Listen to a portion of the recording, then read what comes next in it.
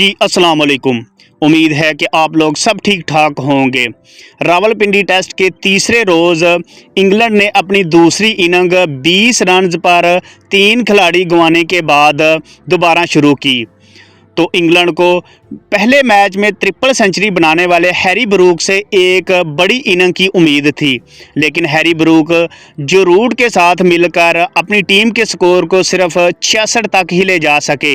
इस मौके पर हैरी ब्रूक को नुमान अली ने आउट किया। हैरी ब्रूक के आउट होने के बाद बैटिंग के लिए कप्तान बेन स्टोक्स खुद आए और वो भी 2 ओवर्स के बाद नुमान अली का चौथा शिकार बने। पहली इनिंग में 91 रन्स की शानदार इनिंग खेलने वाले जिमी स्मिथ सिर्फ 5 रन्स का ही इजाफा कर सके और वो साजिद खान की ऑफ स्पिन होती हुई गेंद को समझ ना सके और बोल्ड आउट हो गए। इंग्लैंड के तजर्बाकार बल्लेबाज जो रूट सिर्फ 33 रन्स ही बना सके और वो नुमान अली का 5वां शिकार बने।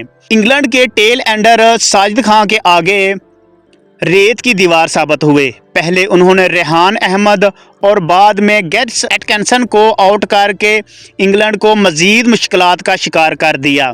आखिरी विकेट नुमान अली ने हासिल की। ये उनकी 6ठी विकेट थी इस इनिंग में और यूं इंग्लैंड अपनी दूसरी इनिंग में 112 रन्स पर ऑल आउट हो गई और पाकिस्तान को 36 रन्स का टारगेट दिया।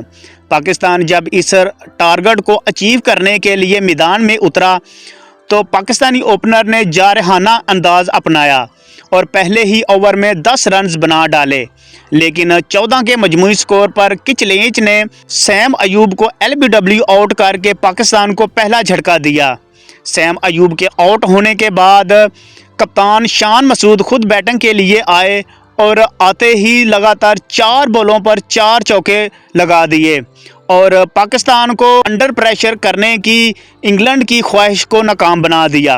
अगले ओवर की पहली गेंद पर शान मसूद ने एक ज़ोरदार छक्का लगाया जिसके साथ पाकिस्तान ये मैच जीत चुका था और शान मसूद ने अपनी कप्तानी में पहली टेस्ट सीरीज़ भी जीत ली और ये पाकिस्तान की पिछले 3 सालों में पाकिस्तान में ही पहली टेस्ट सीरीज़ में जीत है। मज़ीद अच्छी वीडियोज़ के लिए वीडियो को लाइक करें, शेयर करें और चैनल को सब्सक्राइब करना मत भूलें। अल्लाह हाफिज़।